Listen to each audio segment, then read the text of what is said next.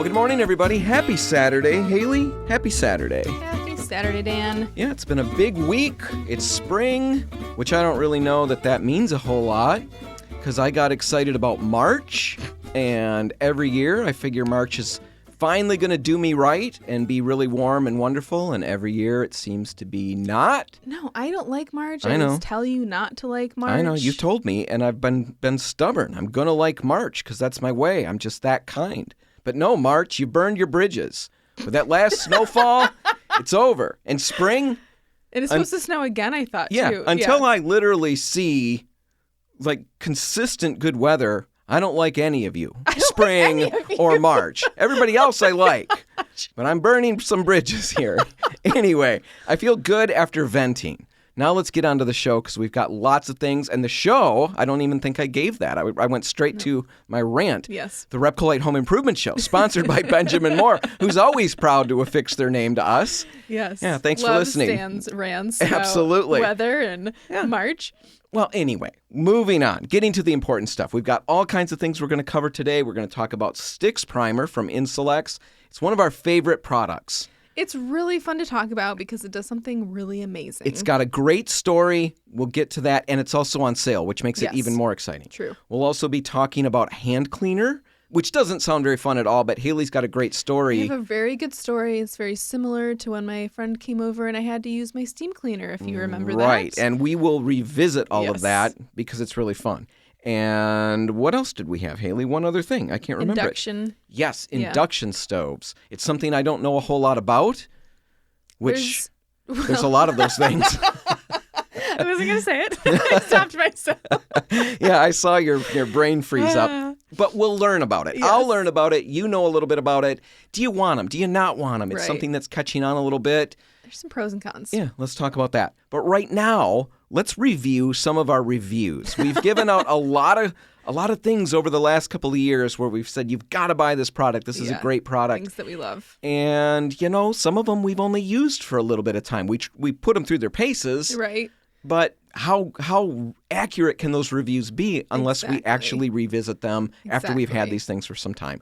And let's start with something called Lomi. And it's something Hailey bought.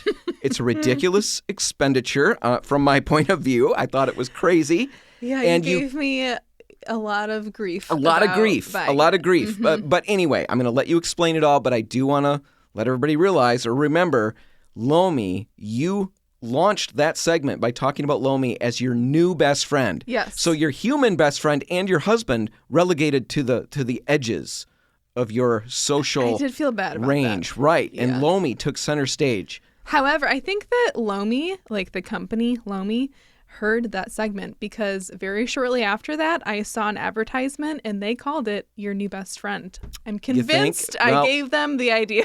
We are trendsetters. We like to tell ourselves that, you and I. I would say that Lomi has been downgraded, though. Yes. Let's talk about what Lomi is. It's not my new best friend anymore. It wouldn't even really be an acquaintance. Right.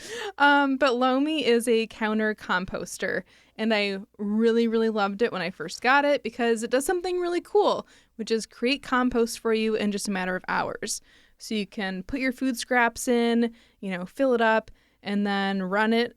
It'll grind everything and heat it up to a certain temperature. And then you have compost that you can use in your garden, feed your plants, all that good stuff. Less in the garbage is always good. And you used it initially. I did. Yeah. And then I really liked it. Then I think we just had less food scraps for a couple weeks and things started to mold in there because I wasn't running it as frequently, right? Mm-hmm. So I wasn't filling up the pot as quickly, the food's rotting. So I've been conditioned not to want to open the Lomi and it's really kind of had a bad feedback loop. Lomi's like that stinky relative that we all meet at a party and you just think, I don't really want to talk to Uncle so-and-so. Exactly. He smells like... an ashtray or whatever. Yeah, Lomi's been downgraded to the smelly uncle. Yeah. So Lomi, I thought it was crazy to get, from the get-go, but, for certain people. I think for certain people that are like real plant people that are really into that stuff and have a more consistent use for it or have more food scraps. Because we want to be clear, Lomi does exactly what Lomi claims to do. Exactly. Right? It really worked like a charm. It does. It's just... Hailey was not equipped As a person. as a person. Yeah. So it's not you, Lomi. It's me. Hailey. So anyway, let's move on. GOVEE humidifier and Bluetooth hygrometer. I will put a lot of words. all of that in the show notes. Right. A lot of words. Basically, it's a humidifier and then a hygrometer, which is something that will measure the humidity levels in the room. This one has a thermometer as well, so it tells me how hot it is or warm it is or cool it is in the room. It's Bluetooth, so it communicates with my phone. The whole thing is Wi-Fi activated. I loved it about 4 months ago or so. It is still brilliant. This one still gets big thumbs up.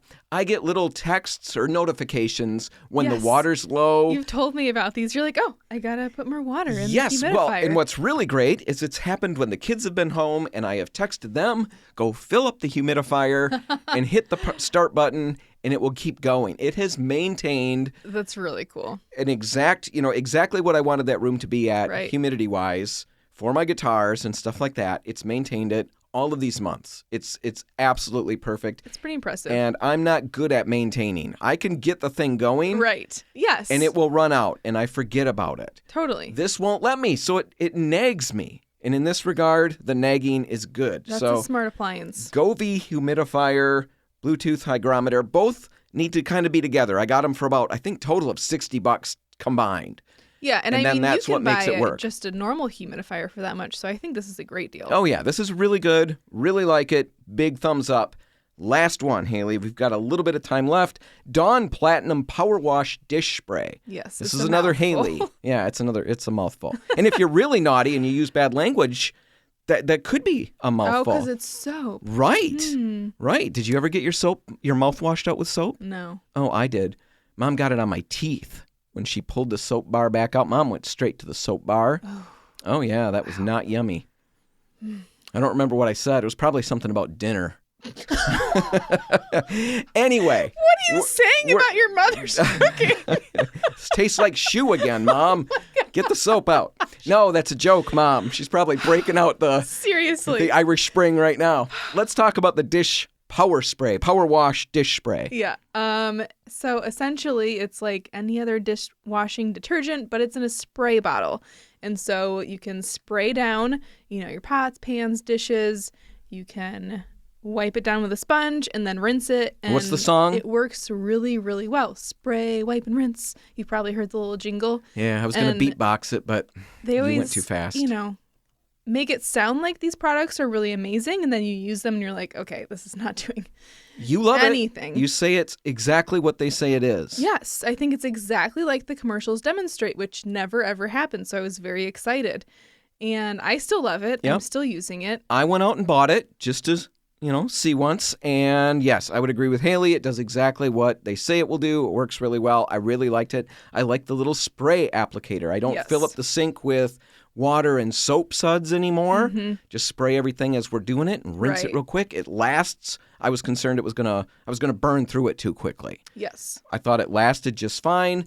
When mine was empty, I poured my real cheapo dish detergent into there and mixed a little water with it. Okay. To make it, to keep it going. Because I could buy a real refill. Yes, they do exist. But I decided to try it my way, and for the way I use it, I didn't really see a big difference at all. I just love that little applicator. I think that's great. Now, you tried it. I've tried that. It has not worked as well for me. It's because you leave your dishes for weeks on end. Not weeks, but like the next day, like dinner, and then like the next morning or afternoon, we'll, wash Then the you'll dishes. finally get around to washing them. Yeah. Yep, But I'll spray it like right after dinner is done. So still it should be doing something. So my method didn't work for you. No. You need the real deal. I need the real deal. And I'm sure the real deal would work better than what I'm doing because the stuff I'm buying is about as cheap as it gets. Oh my gosh. Right? It wouldn't clean a duck that got stuck in oil, right? Because you've seen those commercials, right? Oh, Isn't that the no, Dawn it's not thing? Dawn. Yeah. Right. It's not Dawn. Definitely not Dawn. It did work for me. I do like the application of it. Yes, the little spray bottle is really fun. I would recommend getting it just for that. You got to try it. Definitely try it. There's a lot of different uses. Now, you used it for you used the real Dawn one for degreasing some stuff before painting. I did. Which is what makes this really fun, right. is that there's so many different applications for this thing rather than just dish soap. Exactly. I think we talked about that a little bit when we initially talked about it, that you could use this for cleaning just about anything around the house, which is really amazing because of its application style.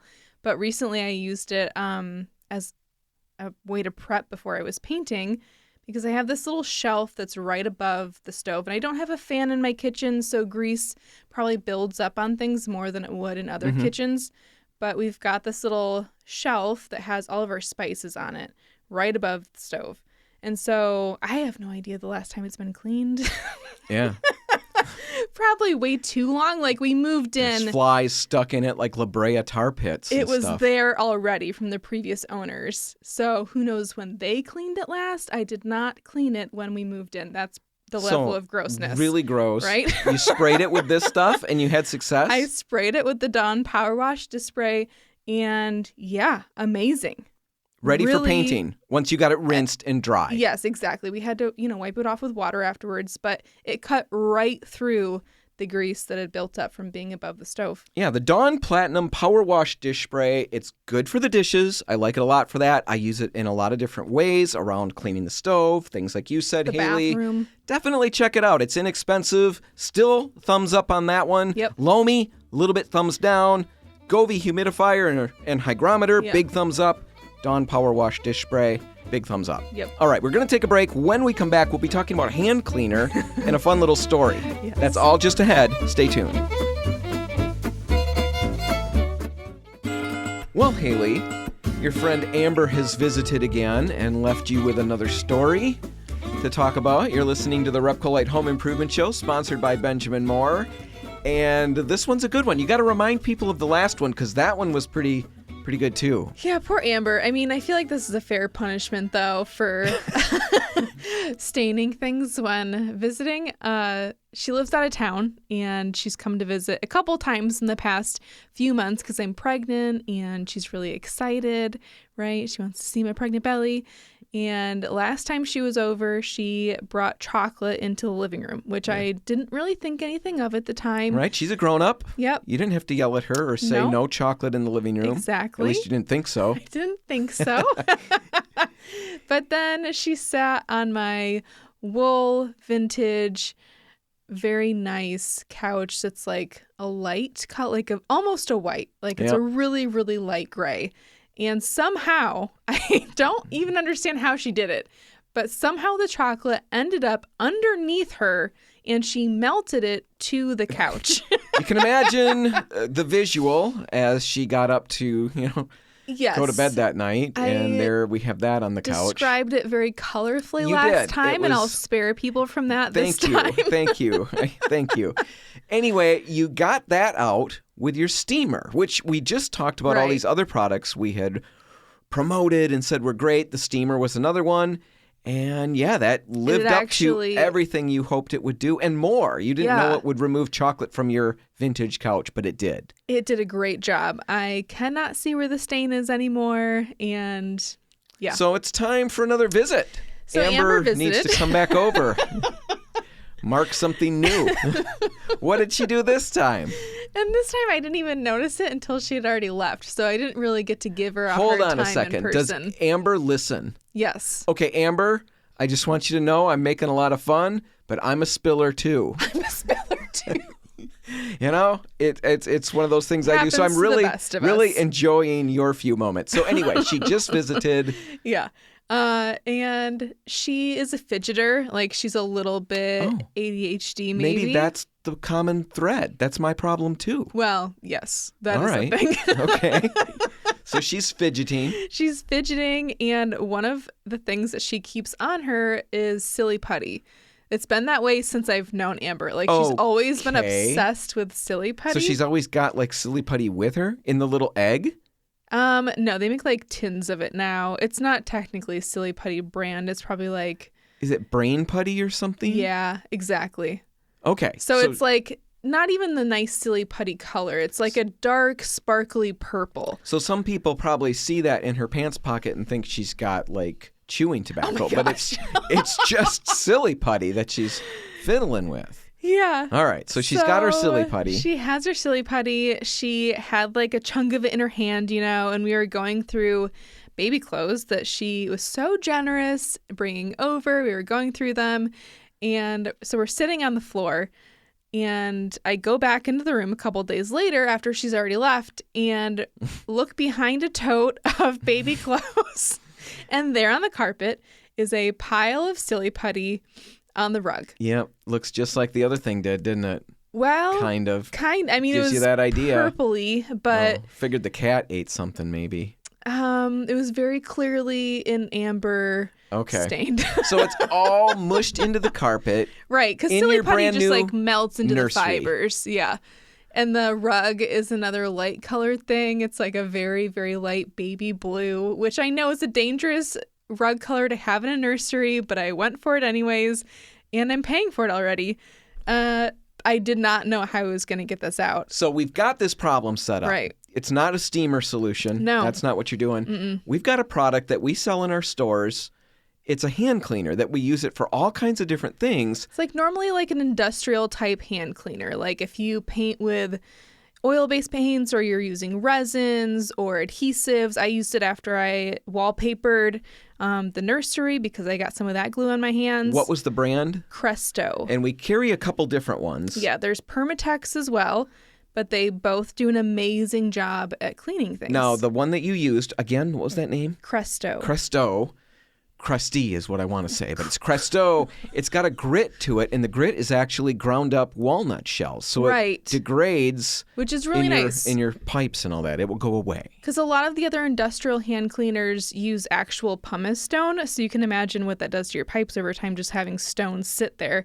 But the walnut shells will dissolve over time. It does a really good job of cleaning anything off your hands. I love it. If you do a lot of painting, or even a little bit of painting, if you work on the car, if you work on the lawnmower, all of these things, it will cut through all of that. Oily, greasy, like we said, oil-based paints, tar, water-based paints. Yeah. That grit in there really works. It's definitely worth buying to have on your shelf just for cleanup after paint jobs 100%. or working around the house. But now you're trying to figure out how to get silly putty out. I'm going to get silly putty. You read all the things about, I'm sure there's people shouting, oh, you get ice cubes like with gum and stuff. You didn't want to go that route. No, because it sounds so labor intensive. That's going to take hours. I just want this gone, right? And so somehow it sparks in my mind that I should try that Cresto hand cleaner, I guess because I just used it recently. And I got, a washcloth with some warm water on it. I had already kind of scooped up the silly putty that I could get with my hand, but then I just rubbed the Cresto hand cleaner into the carpet, got the washcloth, continued to, wet and rub it and change positions on the washcloth. And eventually, it took maybe a minute of cleaning and it was gone. Yeah, you got to be careful working on fibers. You blot. Right. You don't scrub because you can fray the fibers and stuff like that. It will look bad. Okay, so that's something else you can blame Amber for, down the road. No, but you were saying you were moving around a little bit. I assumed that's what you were talking about. But yeah, it worked really well, right? Amazing. No residue, no residual looks like image brand behind. New. Yeah, perfect. I was really impressed. Works really well. That Cresto hand cleaner, and there's another one, like I said, there's multiple hand cleaners. Definitely worth picking up if you do a lot of different jobs around the house. Absolutely. We'll put a link in the show notes so you can check it out. We've got it at all the Repco Light stores. Stop in and ask. Now, all right, we're going to take a break. Detroit listeners, you're going to get a Repco Light Rewind. Yep. Very exciting stuff. Grand Rapids, you're getting news and weather. Also so exciting. Also exciting. When we get back together, we'll be talking about induction stoves. And that's all just ahead. Stick around.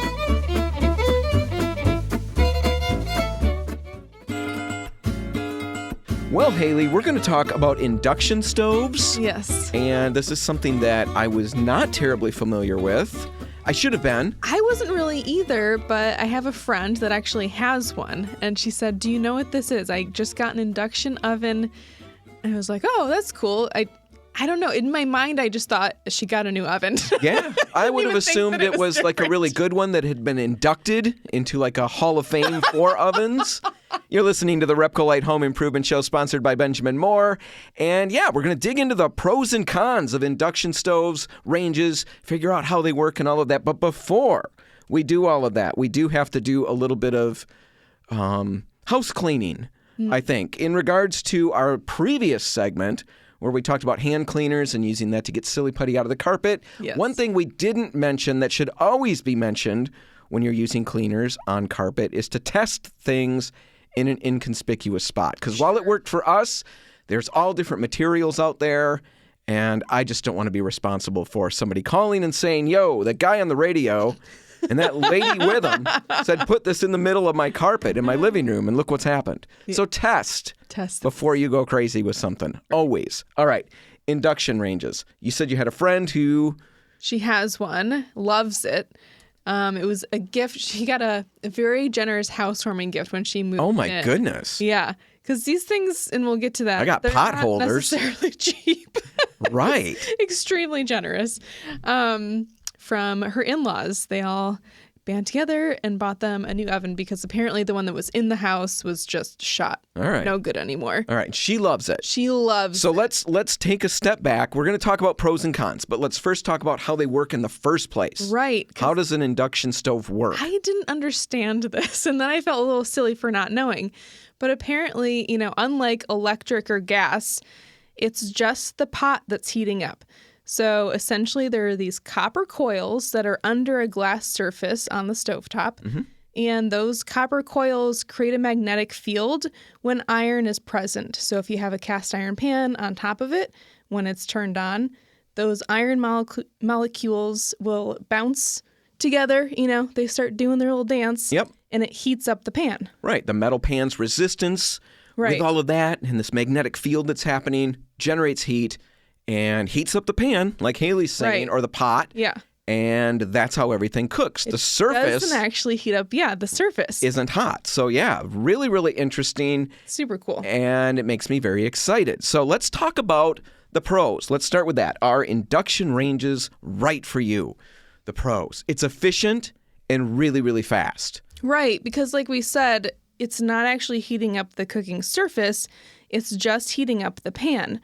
So it's extremely efficient, right? You get like 30% of the actual energy when you're using a gas stove, for example. Most of the things I'm heating up, most of that heat goes to the room around me. And we love it in the winter. Right. Oh, the kitchen's toasty warm, but in the summer it really stinks because most of it's going into the air, the environment around me. Right, exactly. The whole kitchen. But with the induction stove, 90% efficient is being drilled, focused right on that pan, that pot. So that's where all the energy goes. So that means the food's going to heat up quicker. I've heard people where they'll put water on the stove, like 2 cups of water, they'll have it boiling in 90 seconds. That's so cool. Yeah, really, really cool in that regard. So efficient and fast. Really nice. Yes. Safer.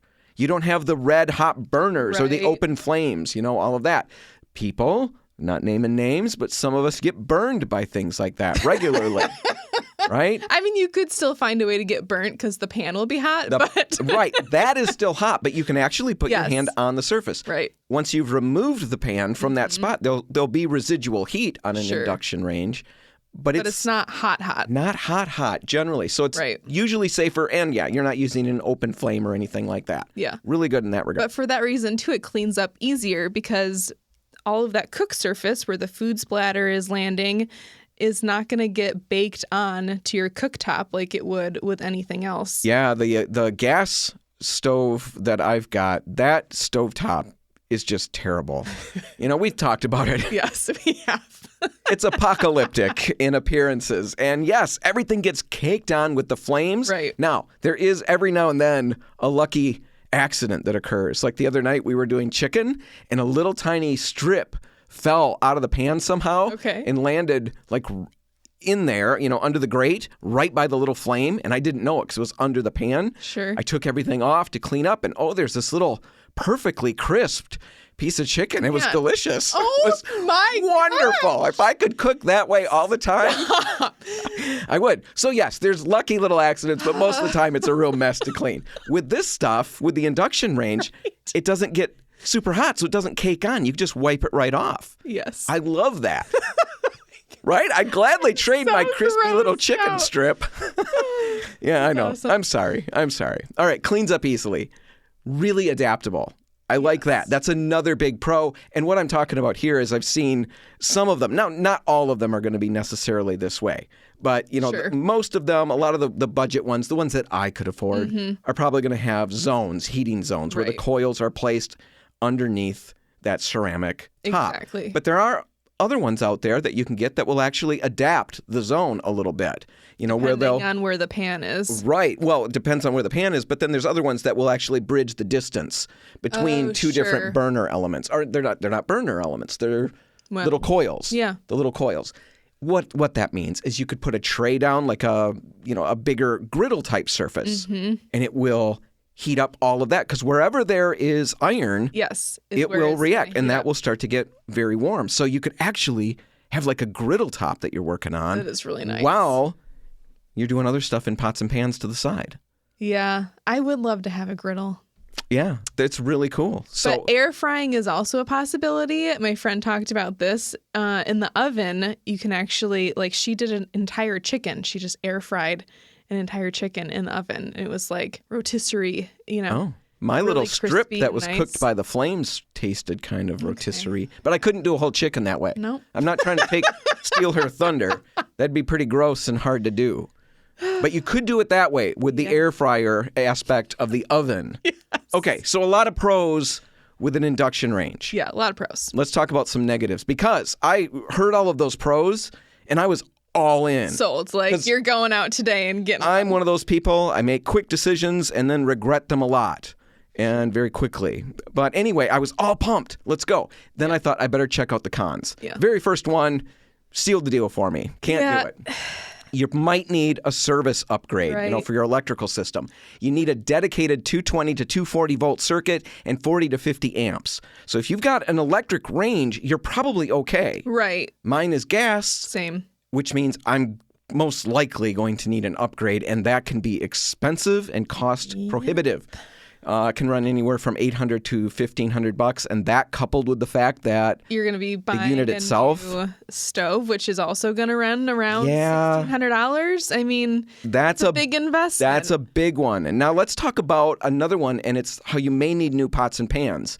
Yeah. And that is something, because the pots and pans we mentioned have to have iron in them. Right. So like cast iron would work. The stainless steel pans that don't have a ton of copper in the bottom would still work. But copper, glass, aluminum, none of that stuff is going to heat up because it doesn't contain the iron. Right. So you can test your pots and pans. The real simple test is the magnet test. Sure. If a magnet sticks to it, you're good to go. It'll be conductive. If it doesn't, well, it's not going to work. Right. Like glass won't do anything. Aluminum and copper actually could degrade or damage the pans themselves. So you do need to be careful with that. And with cast iron, enameled cast iron is perfect. But raw cast iron can be a little bit rough and could scratch that surface. So your pots and pans become something you've got that you really need to think about. Yeah, exactly. So there's that. There's a learning curve. The whole thing heats up fast. You don't put it on and then walk away for 20 minutes while the water starts to boil. Yeah, and my friend did talk about this too. She said, I've had to kind of rethink how I cook things because it's half the time that it's cooking in, which, when you're making an entire meal and you're trying to time things correctly, I need can be that a little extra time. tricky at first. I need the buffer time, Yes. The other day I was doing something, it was probably the chicken, and whatever happened, everything started happening at once. I had multiple things going, and yes. And then it's just chaos. Chaos happened. I burned all the fries in the oven. Yeah, the alarm is going off, and we just figured that just does that from time to time. I opened up the oven, and oh yeah, the killing fields on that little tray of fries. So yes, I can't imagine if everything moved faster yet. Yes. A lot of stress, but something to think about. You can adapt to that. You'll learn, and you'll move ahead, but it is something to consider. The touch controls, this one's little, but it's something that I ran across. A lot of them will have just touch controls, like a phone would. Sure. And just like when you're greasy, well, I don't know. I've been greasy before, and I try to use my phone, and it doesn't work. Same thing applies to the oven if you're oily and greasy from cooking. It's not going to respond. You're going to have to clean your hands off. It's not a big deal. Might be for some of us. It can be noisy. Lots of little clicks and buzzes and things like that. And they're a little louder. The shorter lifespan thing. Yes, I was a little bummed about this. I read that they last around 10 years, versus, the stoves that we're used to lasting around 15. So you're paying a little bit more for something and it's not going to last quite as long, which I find a bit annoying to Yeah, I didn't like that part. They do get expensive quickly. The entry levels are around $1,500-$1,600. Right, which like that I get. That's not that far off of a new electric or gas that's going to cost around $1,100. But the ones with all the bells and whistles, the really fancy induction, they can run like $7,000. Right. Yeah, those I don't even look at. I, see that web page. Crazy. My computer is programmed not to even take me to web pages that will have prices like that. But even at $500 more, right, like you're saying, for something that lasts 5 years less, yeah, there's something there to think about. But I love the idea. I love the fact that it's a little safer. I love the fact that I'm not heating up the kitchen. That really stinks in the summer. Right. That's true. That would be nice. The quicker times. Well, and I feel like this is one of those things that I'm just going to wait on because I have a feeling that over time, these are just going to get less and less expensive. It's like computers. Like when they were first around, like no one could own their own computer. That was crazy. Right. But eventually, now we carry them in our pockets. Right. So they've got time to grow. Now, these are older than you might think. Yes. We've got to wrap this up, but they actually... I think they debuted, the concept debuted in the 1930s. Yes, in the Chicago, World's Fair. at the World's Fair. And then, was it Maytag or Frigidaire? Somebody came out with one in the 50s. Yeah. The kitchen of the future. Yeah. And then Westinghouse came out with a version in the 70s that never really caught on. Well, these have always been a little bit too expensive for just normal people to put in their homes. Right. But got to be rolling in dough. We'll in order to pick one up. Yes, someday they'll be cheap enough for me to have one too. Exactly. Anyway, if you've got one, I would love to know about it. Yeah. And what your experience has been. Do you recommend it? Do you not recommend it? You can email us, radio@repcolite.com. Yeah, we just love to know. That's kind of fun. You're not going to win anything. You just feel good about yourself for bragging about your experience. All right, we're going to take a break. When we come back, we'll be talking about STIX Primer. Bonds to everything, it sticks to everything, and it's great for kitchen cabinet projects. We'll explain all of that just ahead. Stick around.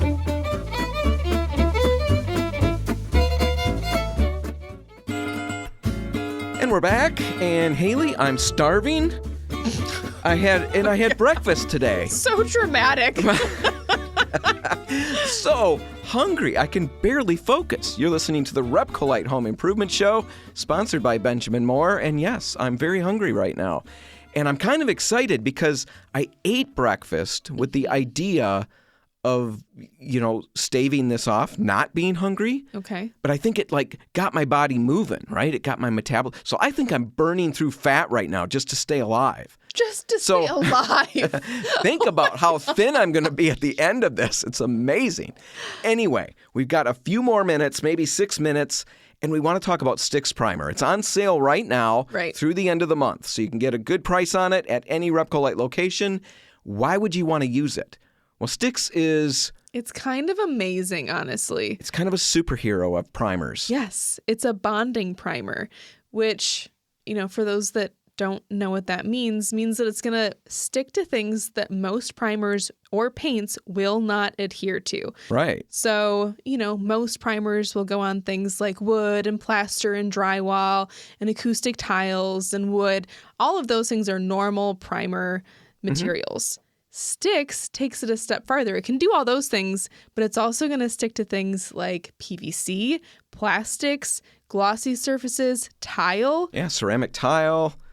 All glass, Formica, all fiberglass. Kinds of things. If you've got a surface that's very difficult to get paint to bond to it, to stick to it, STIX is a great way to go. It's a water-based product, so you don't have all the stinks and smells. Which is also really unique for that type of primer, because there are other bonding primers, but typically they're going to be really stinky, kind of caustic. Yeah, now there's a really great use for STIX, and we've recommended it for years for kitchen cabinet repaints.